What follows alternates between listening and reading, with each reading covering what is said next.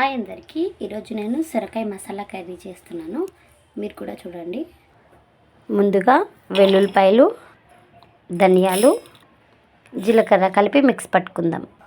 ఇప్పుడు వేడైన ఆయిల్లో కట్ చేసి పెట్టుకున్న సొరకాయ ముక్కల్ని వేపుకుందాము. సొరకాయ ముక్కలకి ఇలా ఘాట్లు పెట్టుకొని వేపుకుందాము. వేగిన సొరకాయ ముక్కల్ని పక్కకు తీసి పెట్టుకుందాం.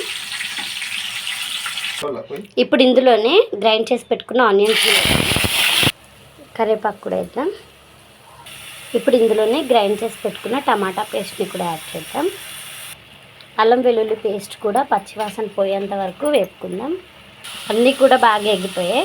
ఇప్పుడు ముందుగా గ్రైండ్ చేసి పెట్టుకున్న మసాలా ముద్దను కూడా యాడ్ చేద్దాం. ఉప్పు, పసుపు, కారం, తీసి పెట్టుకున్న టమాటా, చింతపండు రసం, కొద్దిగా వాటర్ యాడ్ చేద్దాం. ఇప్పుడు వేపి పెట్టుకున్న సొరకాయ ముక్కల్ని ఇందులో వేద్దాం.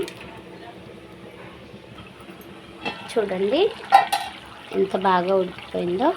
చాలా మంచి స్మెల్ వస్తుంది, చాలా కలర్ఫుల్గా కూడా ఉంది. సేమ్ చేపల కూరలానే ఉంటుంది. ఒక్కసారి ఈ విధంగా ట్రై చేసి చూడండి. మా ఛానల్ని సపోర్ట్ చేయండి. Thank you.